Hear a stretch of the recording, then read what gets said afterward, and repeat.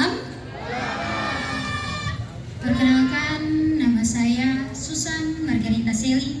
Saya merupakan perwakilan dari SMA Katolik Santo Yosef Kalabahi. Pada kesempatan yang berbahagia ini di tempat yang istimewa, perizinkan saya untuk memperkenalkan kain tenun yang saya kenakan. Kain tenun ini merupakan kain tenapi daerah pinggir pantai Desa Alor Besar, Kecamatan Alor Barat Laut. Pada kain ini terdapat dua motif utama. Yang pertama ialah motif Kagnoiking atau motif datar. Yang kedua ialah motif kenari fahakam atau motif biji kenari.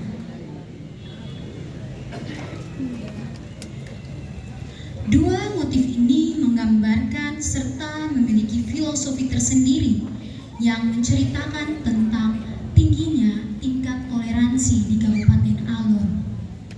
Hal itu dapat terlihat dari penggambaran motif yang pertama, yaitu motif Kagnoiking. Motif datar atau motif Kagnoiking menggambarkan masyarakat daerah pesisir pantai yang pada umumnya ialah masyarakat Muslim. Sedangkan motif kenari fahakam atau motif biji kenari menggambarkan masyarakat daerah pegunungan yang umumnya ialah masyarakat Kristiani. Motif kenari fahakam diapit oleh dua motif datar atau dua motif Kagnoiking. Hal ini menandakan sifat saling menjaga dan sifat toleransi yang dimiliki oleh Kabupaten Alor. Selanjutnya kita masuk ke dalam tahap pewarnaan dari kain ini. Jika bisa dibilang, kain ini cukup langka karena tidak semua orang memilikinya. Kain ini diwariskan secara turun-temurun melalui proses perkawinan. Warna yang pertama ialah warna merah.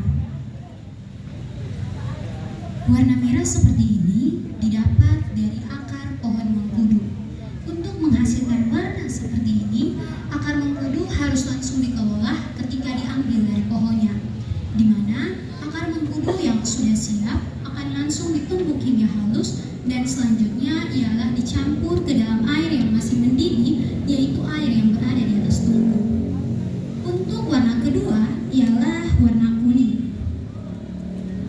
Warna kuning juga berasal dari akar, yaitu hati dari akar pohon kayu kuning. Di dalam akar pohon kayu kuning terdapat hati yang berwarna kuning. Dari situlah para penenun dapat mengambil warnanya. Dan warna ketiga yang berasal dari akar juga ialah warna merah kecoklatan.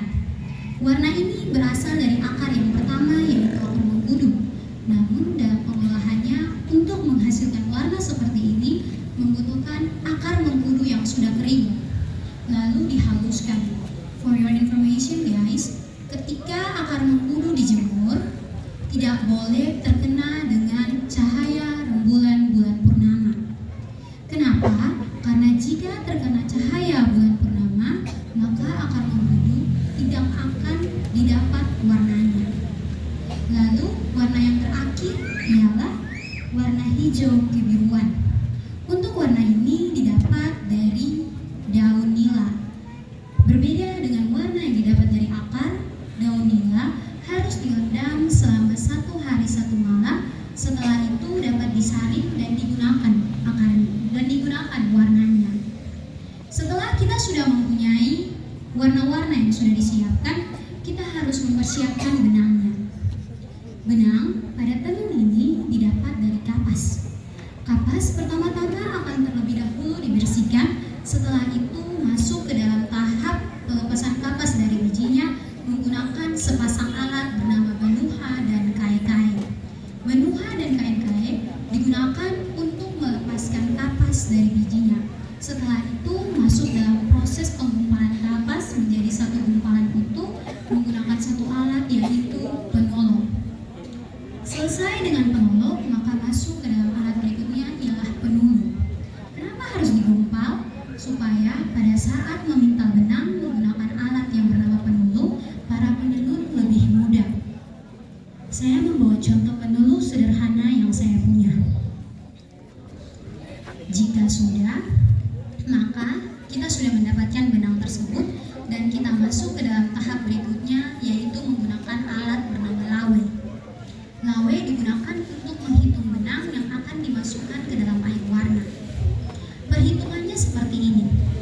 2 benang dihitung 1. Untuk mendapatkan 1 mata membutuhkan 100 benang. Berarti kalau 2 kali 100, 200 benang untuk mendapatkan 1 mata. Sedangkan untuk memperoleh 1 kain membutuhkan 10 mata. Bayangkan berapa banyak para penenun harus menghitung benang. Jadi jangan salah jika mama-mama penenun kita mempunyai ingatan yang tajam dan perhitungan yang kuat. Setelah dari perhitungan tersebut, maka akan masuk dalam tahap pewarnaan. Teman-teman dan hadirin semua, pada saat tadi dalam proses membuat warna, warna akan dicampur menggunakan pengawet alami, yaitu kulit pohon loba. Seperti ini bentuknya. Kulit pohon loba hanya ada di Buraga, yaitu di Kecamatan Alor Barat Daya Selatan. Bayangkan, dari Alor Barat Selatan sampai di Alor Barat Laut baru bisa menghasilkan kain. Untuk itu teman-teman dan hadirin semua, jangan salah jika kain tenun alur itu mempunyai tingkat harga yang bisa dibilang cukup tinggi. Setelah itu, jika sudah dilawe, maka kain akan diikat sesuai dengan warnanya. Lalu masuk ke dalam tahap pencurupan. Pada tahap ini ada syarat-syarat yang harus dipatuhi. Untuk akar mengkudu, warnanya harus mendapatkan panas dari cahaya matahari. Saya bertanya kepada narasumber saya, yaitu Mama Syariat Gimana. Mama, kenapa tidak ditungku saja? Kenapa di bawah panas matahari? Bukannya ditungku deh api lebih besar dan dia bisa cepat lebih panas? Mama Syariat menjawab begini, kalau begitu nanti penenun untung tapi pembeli rugi, karena warnanya akan mudah luntur jika panasnya berasal dari tungku api. Jadi akar mengkudu, air yang berasal dari akar mengkudu akan mendapatkan panas dari sinar surya. Warna berikut yaitu akar kayu kuning, di mana warna akar ini harus tetap panas dan mendidih ketika dilakukan pencurupan benang. Kenapa? Karena kalau tidak mendidih dan dingin, maka warna tersebut tidak mau keluar. Dan untuk warna yang dari daun nila harus berada di wadah yang bukan plastik. Kalau berada di wadah yang plastik, warnanya tidak mau keluar juga. Jadi para penenun biasanya menggunakan sebuah wadah bernama pasu atau tacu dari tanah liat. Jika sudah selesai pada proses pewarnaan, maka benang akan diangkat, dibuka ikatannya, lalu dijemur hingga kering, dan dicelupkan lagi, diangkat, dibuka benangnya, dijemur hingga kering. Lakukan hal tersebut secara berulang hingga para penenun mendapatkan hasil yang mereka inginkan. Jika sudah selesai, maka kita dapat masuk ke dalam tahap berikutnya, yaitu proses penggulingan benang. Alat untuk proses penggulingan benang ini bernama manue. Ini adalah contoh manue sederhana yang ini. Sedangkan untuk tenun ikat aluru, manuenya sepanjang 2 meter. Bayangkan berapa panjang itu. Dan pada proses ini tidak bisa dilakukan oleh 1 orang.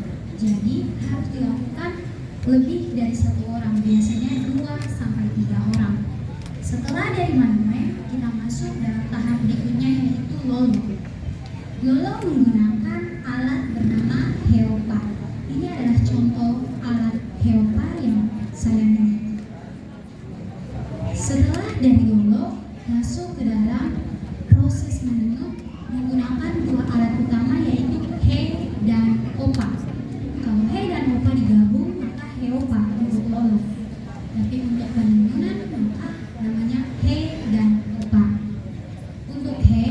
akan berdiri, yaitu ini, sedangkan opa adalah yang ini. Bagian bawah ia akan tidur dan berada di atas paha dari para penunggu.